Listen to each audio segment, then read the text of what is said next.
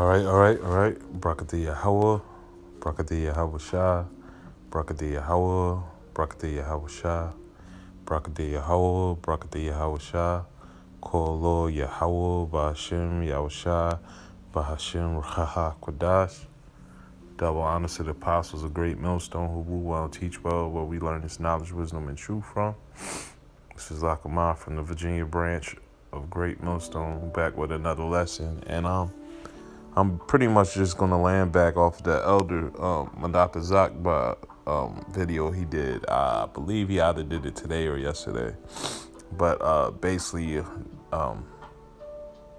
he was talking about this guy. I forget the guy's name, but how he was saying Esau's not the so-called white man. And there's some Israelites that believe the so-called white man is Japhet or whatever, but they don't have the truth essentially. So I just wanted to land back off of that because the elder has some great points. Like he did a deep dive on it. I'm not going deep into it, but just certain scriptures I thought of while listening to it. So the first scripture I want to go into, we're going to go into the basis. We're going to go to Genesis because we know Esau is Jacob's, Ishashua is Yaakov's twin brother. But we're going to go into this real quick. This is Genesis 25. I'm going straight to the point. 23, right? Well, I'll start at 21. It says, and Isaac entreated the Lord for his wife because she was barren, and the Lord was entreated of him, and Rebekah, his wife, conceived. So she got pregnant, right? And the children struggled together within her, and she says, if it be so, why am I thus? So Rebecca's basically saying, well, if it's meant to be for me to have children, why am I having such a difficult time? And she went to inquire of the Lord Yahweh. And Yahweh said unto her, 2 nations are in thy womb, and 2 manner of people shall be separated from thy bowels, and the one people shall be stronger than the other people, and the elder shall serve the younger. So that right there is an indignation of what's going on today. It says 2 nations are in thy womb, and 2 manner of people shall be separated from thy bowels. So Rebecca, while she was pregnant with her 2 children, they were warring inside the womb. You fast forward to now. Who has the biggest disdain for each other out of all the nations in the world?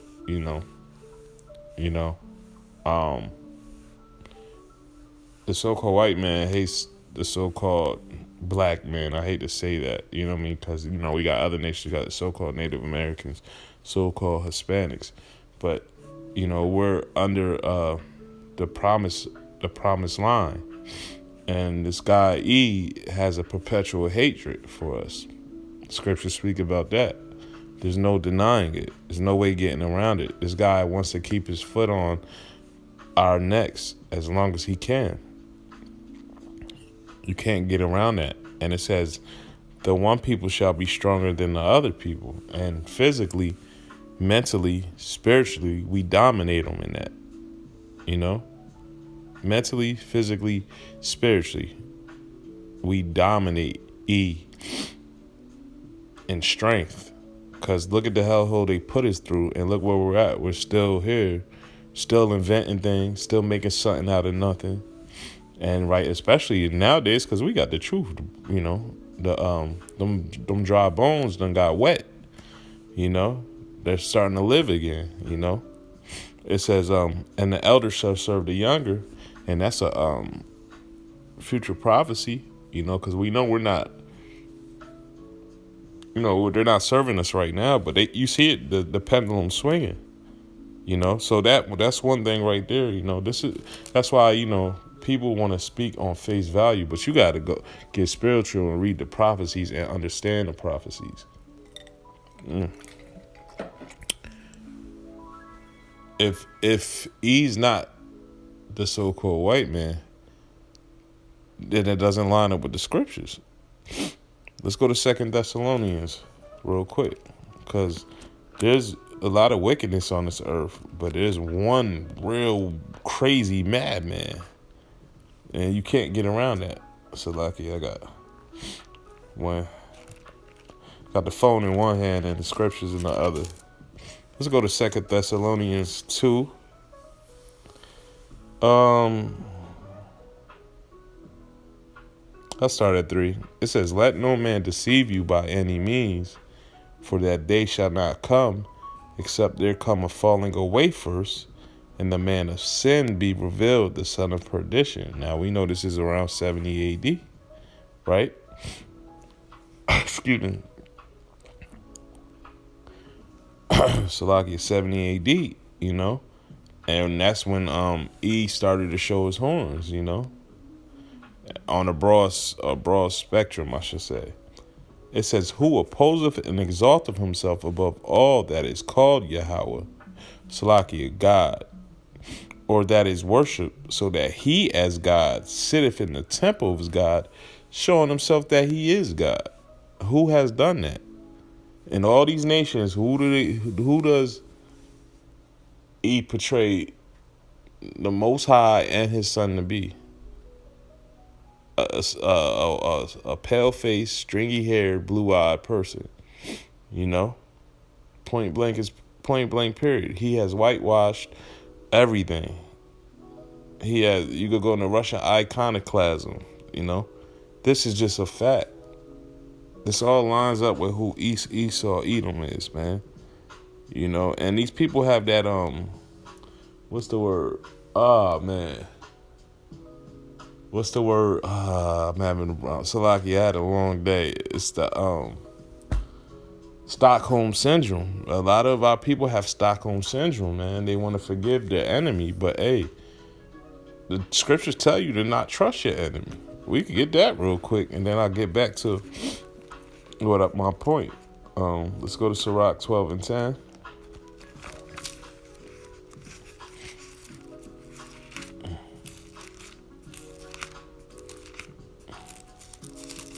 Yeah, this is Sirach 12 and 10. It says, "Never trust thine enemy, for like as iron rusteth, so is his wickedness. Though he humble himself and go crouching." And that's a little indication who he is. He always wants to start trouble, and when the flashlight is turned on him, you know, he plays the victim. Though he humble himself and go crouching. That's why you got these terms of Karens. You know, the Edomite woman, you know, they'll cause a whole bunch of hell, raise hell, and then fall out, act like they're the victim, right? All right, so it says, "Though he humble himself and go crouching, yet take good heed and beware of him, and thou shalt be unto him as thou hast wiped a looking glass, and thou shalt know that his rust have not been altogether wiped away." And we're in a time where when, you know, Esau Edom does stuff like that, and everybody's hip, like, all right, here we go. You playing that game now? Nah, you're not. You know, because it's time and time again they're using the same play. You know, they're not switching the plays up. You know, it's like 2 or 3 plays out of the playbook that they use, and now everybody's being hip to it. You know, the scriptures tell us not to trust our enemy, man. And from being in the womb, Rebecca's womb, has always been beef. It's going to continue like that until the Lord comes back and straighten things out. You know, this guy is really the wicked, you know. And back to what I was saying, you go to Russia iconoclasm. 2 Thessalonians, I just read, speaks upon how he tries to pretend that he is the Most High. And now he's trying to implicate the Sihit to prove that he is God, you know.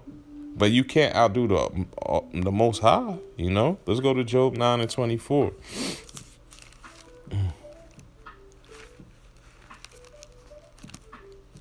So like, give me a little, bear with me. I'm trying to rock with like I said, I got one hand on the scriptures and one hand on the cell phone. Salakia. Let me get to it. Give me 1 second.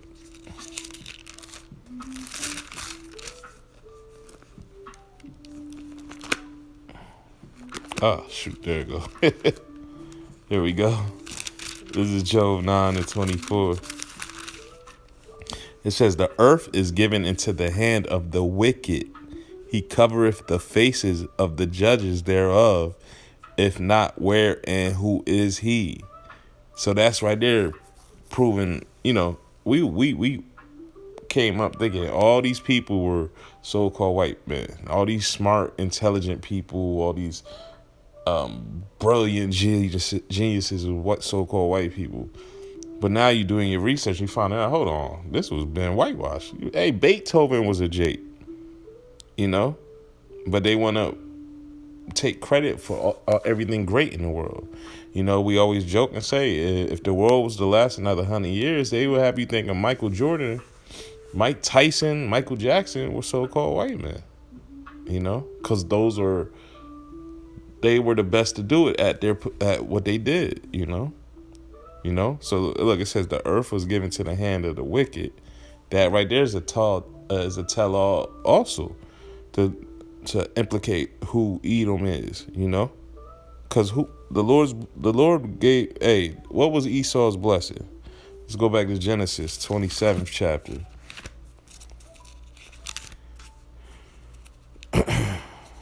Let's go to Genesis 27.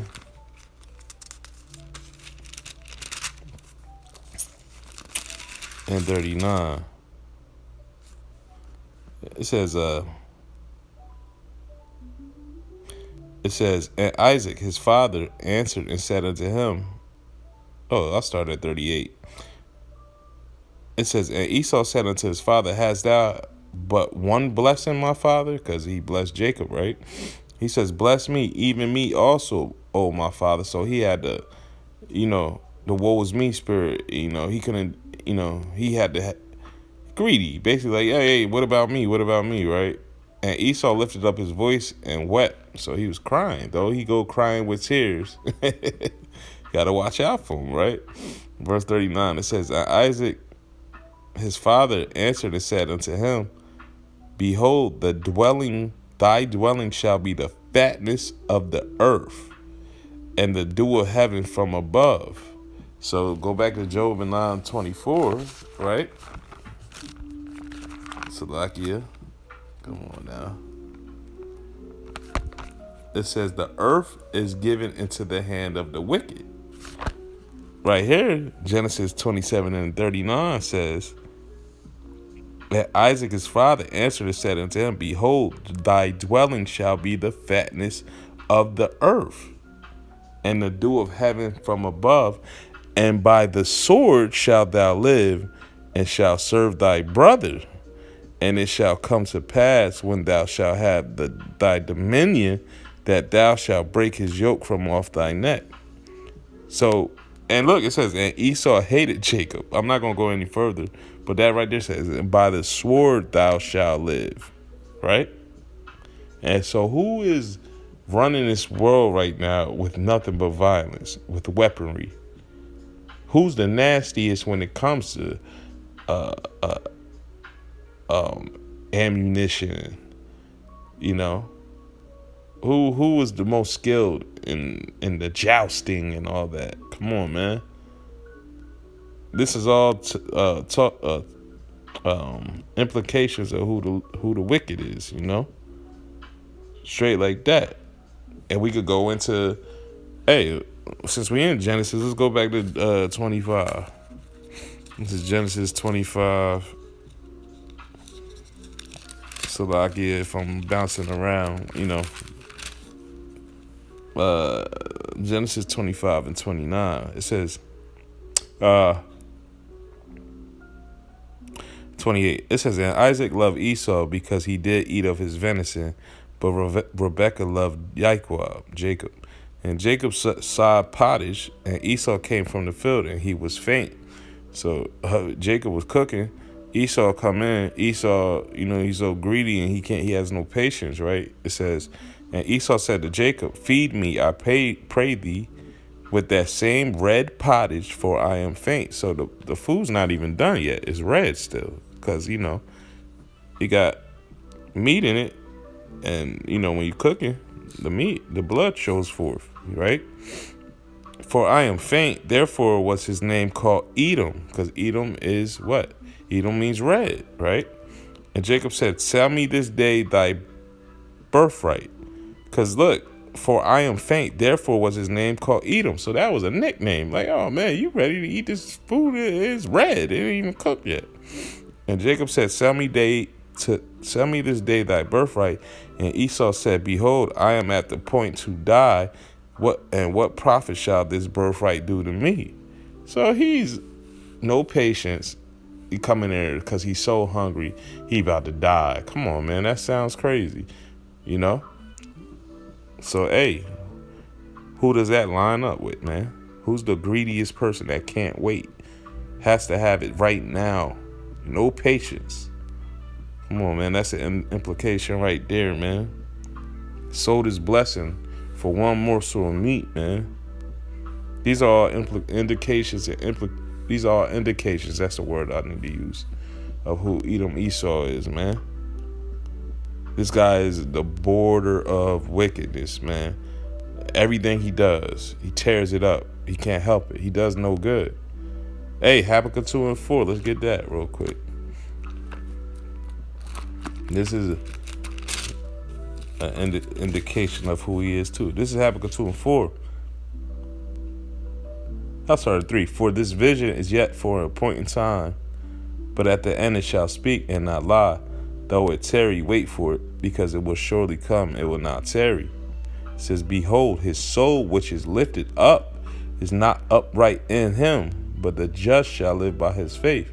And right now Esau is on top, but his spirit is very wicked, you know. It's not in a righteous state. And it follows up, say, but the just shall live by his faith. And who has the faith? Yahweh, right? The children of Israel.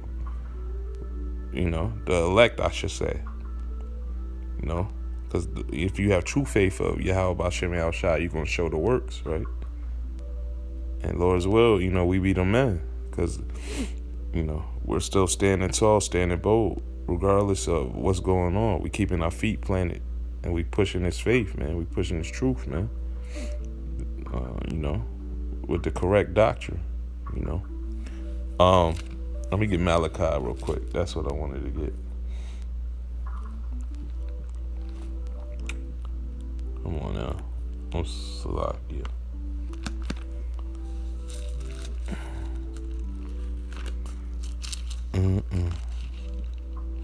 All right, there we go.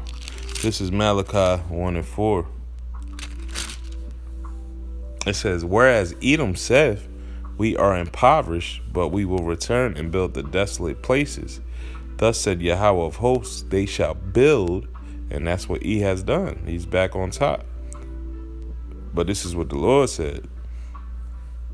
They shall build, but I will throw down, and they shall call them the border.